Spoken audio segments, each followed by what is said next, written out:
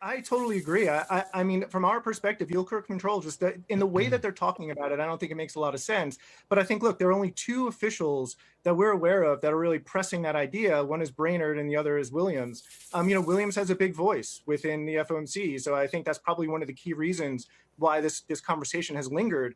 But again, over recent weeks, we've gotten the sense, particularly from Powell, who's been expressing what's been going on behind closed doors.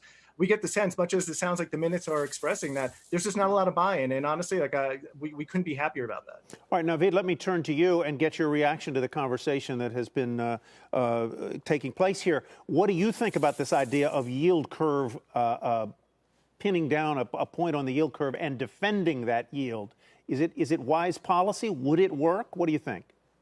Well, first off, I would mention that the yield curve itself is a strong market indicator, and using artificial means to pin it down, I think it rids the market of something that's very important that many market participants turn to get a sense of market expectations around the forward economy and inflation and the like. So we think that yield curve control should be really a last resort instrument.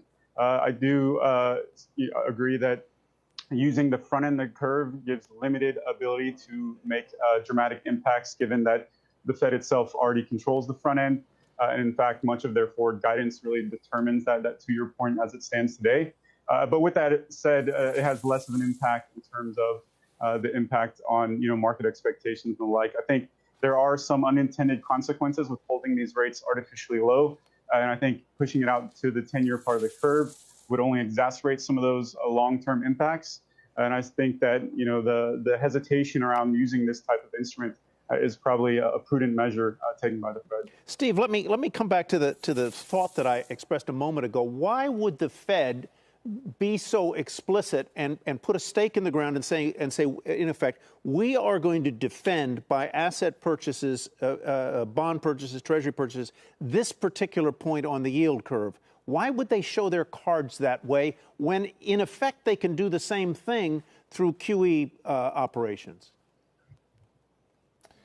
So one of the things that they have found in Federal Reserve policy, and I think I've had long conversations on the phone with Tom about this, is the ability of the Fed to get the market to move where it wants to go without doing anything. When you talk to guys who have run the desk at the Fed would lower, the policy committee would lower the rate by 25 basis points, and without the Fed spending a dime, the market would adjust by 25 basis points. Mm-hmm. The hope is in something like this, Tyler, is by setting a target, the market doesn't fight the Fed, but does the opposite, does the Fed's business with it, that by essentially saying, we want the yield to be X, the market adjusts to X without the Fed having to do anything, sometimes nothing at all. One of the concerns in this report here from the staff is that, hey, this may not work this time, and you may have to go out and spend boatloads of money or boatloads of purchases